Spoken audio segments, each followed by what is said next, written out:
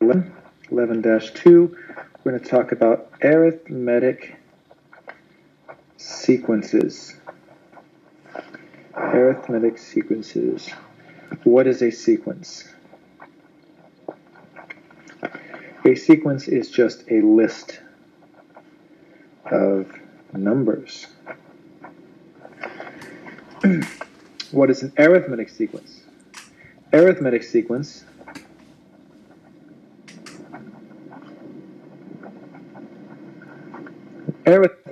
is one where the difference between consecutive terms is constant. So you have a constant between each term. We call this constant D, the common difference. So for example, if we had like 1, 3, 5, 7, our D equals 2, because we're adding 2 each time. Or if we had like 3, 6, 9, 12, our D is 3. Or if we had something like -10, -15, -20, our D would be -5. By the way, tomorrow, or next time, we'll be learning something called series. Very similar to sequences. Series is just a sum of numbers. Very close. It's a sum. Okay, so we're going to talk about two different types of formulas. First is the recursive. The recursive formula. The recursive formula defines terms in a sequence by the term before it. Okay, defines by the previous term. Okay, what do we mean by that? Well, first off, let's get some naming conventions down. So let's say we have a sequence like this. The first term is called a sub 1. The second term is called a sub 2, a sub 3, a sub 4, so on, blah, blah, blah. So let's say we have like a random term out here, a sub n. Okay, a sub n would be just some random term out there. The next term would be a sub n plus 1, right? That'd be the next. The previous term would be a sub n minus 1. So we're going to define it by the previous term. So we're going to define it by this previous n, a sub n minus 1. So all we're saying is to get to a sub n, so to get to a sub n, we take the previous term, a sub n minus 1, and we add the common difference, e. Okay, that is the recursive formula. So in this case, we're just saying, okay, so we're adding 2, we're adding 2, we're adding 2. So let's say, I don't know, this was like 15. Oops, no, this is 13. So to get from 13 to 15, we just take this and we add 2.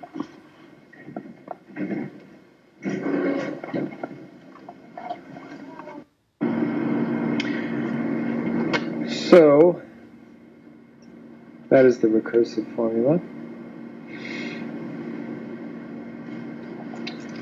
Notice again that this is the previous term. So it says to get to the next term, take the previous term and add the common difference. So before we get to the explicit formula, let's try a few recursive formula problems. So number one, let's write the recursive formula. Okay, so let's say we have a sequence 3, 5, 7, 9, 11. Okay, so that just means a sub n equals, well, what are we doing to get to the next term here? We're adding 2, right? Plus 2, plus 2, plus 2. So a sub n equals a sub n minus 1 plus 2. It just says to get to the next term, take the previous term and add 2. All right, to get the next term, take the previous term, add 2. So just think about it. What would go in, this is a sub 1, this is a sub 2, this is a sub 3, 4, this is a sub 5. What would a sub 6 be? Well, I just take this 11 and I add 2. It'd be 13. To write it out like the formula, we just say, okay, a sub 6 equals a sub 5 plus 2. So 11 plus 2, 13. A sub 7, if we use the formula here, is a sub 6 plus 2. Just take the previous guy, add 2, so 13 plus 2, or 15. All right, that makes sense. You can look at that and figure that out. Okay. So the recursive formula, let's try one more example here.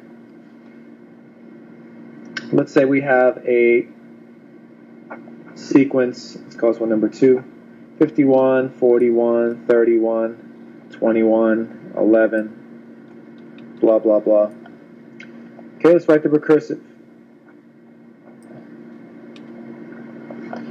Okay, so again, a sub n equals a sub n minus 1. And then what are we doing to get to the next term? This time we're minusing 10, right? Minus 10, minus 10, minus 10. So, a sub n minus 1 minus 10.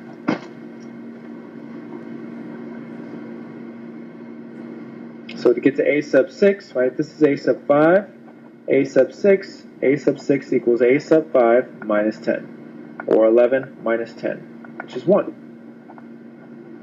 A sub 7 is a sub 6 minus 10, so 1 minus 10, or negative 9.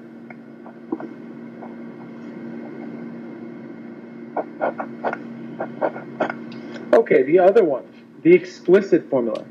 The explicit formula, let's go ahead and talk about that real quick here. The explicit formula allows you to jump to any term. So let's say we have like a sample, again, 1, 3, 5, 7, 9, 11, 13, 15, a sub 1, a sub 2, 3, 4, let's say it's a sub 4, a sub 6, a sub 8. Let's say I want to jump to a sub 4. Look at this. How many jumps do I have to make to get to a sub 4? Well, you can see the a sub 4 requires 3 jumps. How about to a sub 6? 5 jumps, right? 1, 2, 3, 4, 5 jumps. How about to a sub 8? 1, 2, 3, 4, 5, 6, 7 jumps. So to get to any number, we have to do n minus 1 jumps. And again, each jump is worth d, right? That's the d. So the explicit formula is to get to any number, start with the first term. That's the first term.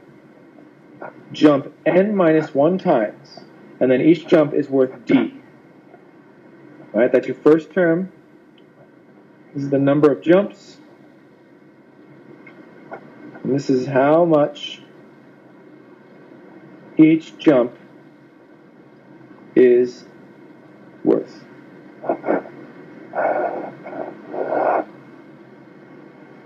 So let's return to that previous page here, and let's write the explicit formula. Okay, let's write the explicit formula for this. So a sub n equals a sub 1 plus n minus 1 times d. And again, d is 2 for this problem. So a sub 1 is 3 plus n minus 1 times, again, each jump is worth 2. That is our explicit formula. So let's say I want to jump to a sub 50.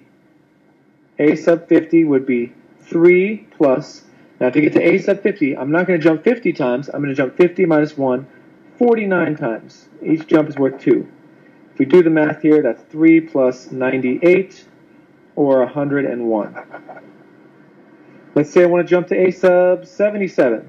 So 3 plus, and again I'm going to jump 76 times 2, so 3 plus, that's going to be 152, or 155 total. Let's go over back to this page. Let's try to do the explicit formula for this second series. So, I don't know, let's call this B. Let's find a sub 40 for the series up top there. So a sub 40.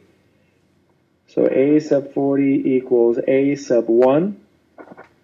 So a sub 1 plus n minus 1 times d. Whoops. So I should put a sub n here. Sorry, a sub n. So a sub 40 equals a sub 1, which is 51, plus, I'm going to jump 39 times. Each jump, what's each jump worth? It's negative 10. Negative 10, not 2 this time. So 51 minus 390, which is negative 339. Okay, coming down here, how about a sub 67?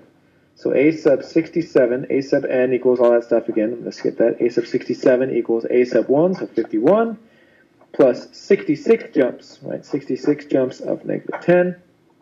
So 51 minus 660, which is negative 609.